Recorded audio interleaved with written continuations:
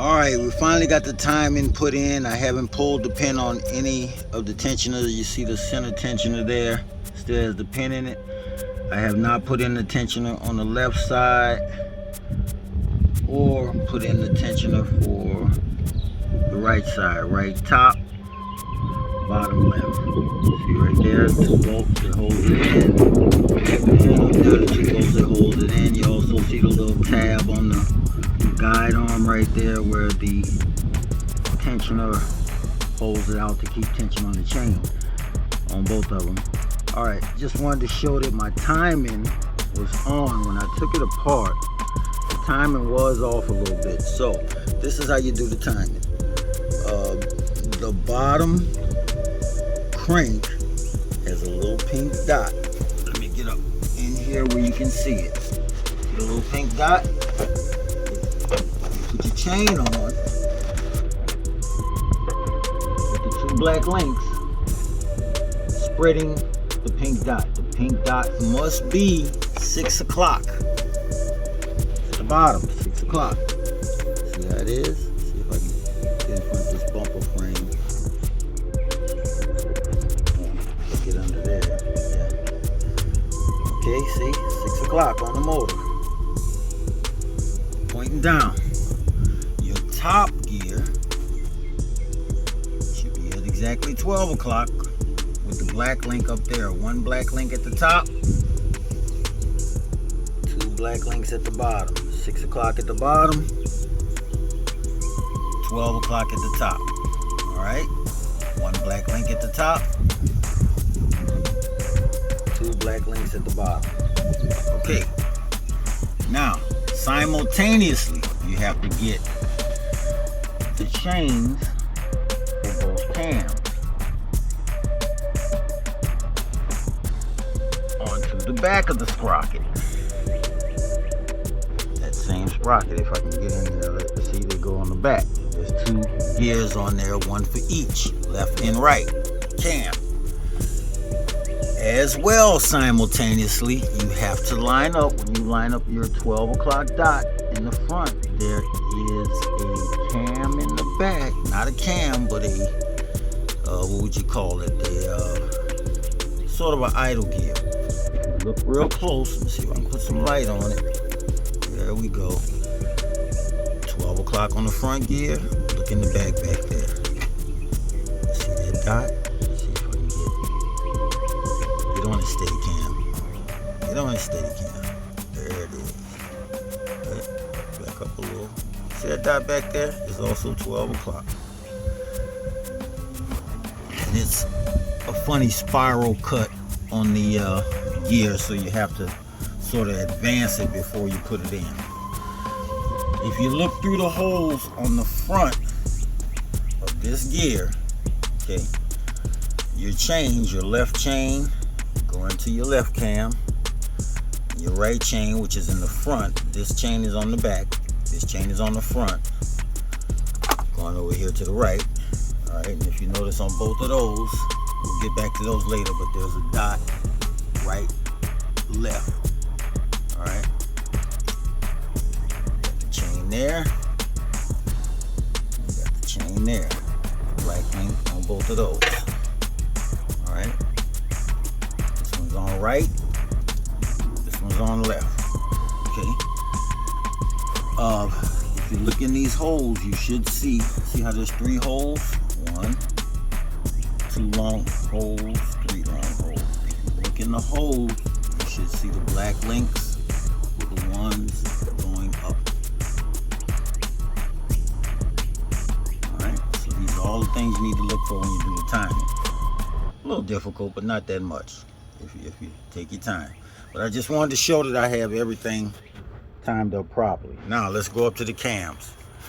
Your cams have 2 dots on them. See the 2 dots, right and left. Those should be going straight across, level, just like they are. All right, should be going across level, horizontal to the ground. All right, straight across. Now if you want, you can take out a laser level And if you got the truck on nice ground, level ground, or you can put the laser level onto the front bumper frame. If you got a magnet, put a laser level that'll show you that both of these are lined up properly.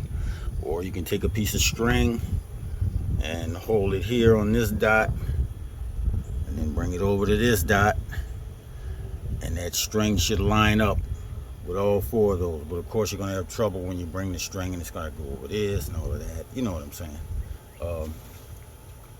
Something. You have to do something. I was able to look at it and put a little level on it to make sure. So we got horizontal up top, so we know those are right.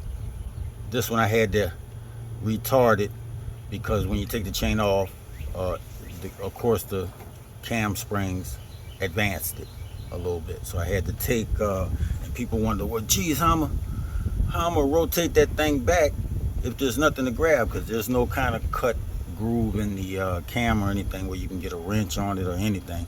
And this bolt tightens up like any other bolt going clockwise, so you can't turn it counterclockwise because it'll just come loose and you won't get to turn the whole cam. So what I did, I put on the old cam sprocket. This is the new one. I put the old cam sprocket on, put the bolt in hand tight, and then I took a pair, oh, not these,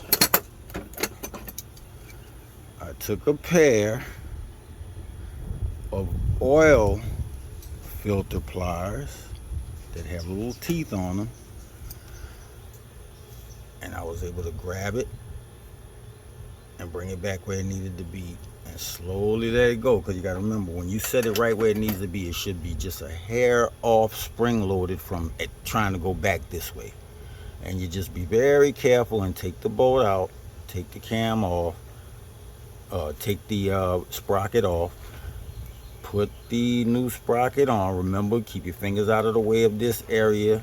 Just put it on gently, because if it's spring loaded and you can catch your finger in there, and if nobody's around, you're going to be standing there all day with your thumb stuck in the chain. So yeah, just put it on gently, put the screw back in gently, and that's how I am right now. Everything is just in gently, and made sure it was flush so it seated properly. So timing is all together. I'm going to put in the other two tensioners right now and then see if we can pull our pins, and voila. I was a little concerned because the kit that we ordered, or that the customer ordered, the left and the right guides right here, let me zoom in a little bit, when we measured them, they were like a couple of millimeters shorter, in length than the ones we took off. It had me concerned. Double check to make sure, by matching them up with the other ones, and that's what I saw. Always, put things next to each other, the old ones and the new ones, to see if things match up, lengths, do a little measurement, this, that, and so forth. And that's the only thing that gave me concerns. But maybe they made it up by some kind of weight, adding to, not this one, but the tensioners I'll put in. The tensioners I put in will take up more space. Maybe they figured out after years and years that they were a little long, and that made them wear some more or whatever. But there it is. We got it in there. So now let's put our tensioners in, and I'll be right back with you. All right, we're gonna put the cover back on. You see we got our timing is still where it needs to be. All right, going straight across on this side, and going straight across on this side. And to confirm it, we're gonna put our crank on and tapped it on with a piece of wood and our rubber hammer, and let's see if it lines up. There's the mark. There's the mark. Would you look at that?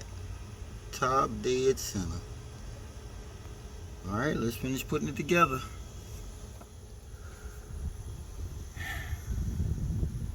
Alright, we almost there. We got the alternator back on. The AC compressor. Put the serpentine belt back on. What else we got going here? Of course, we put the valve covers on. Now we got to do put the fuel rail back on. We have a problem with an injector back here.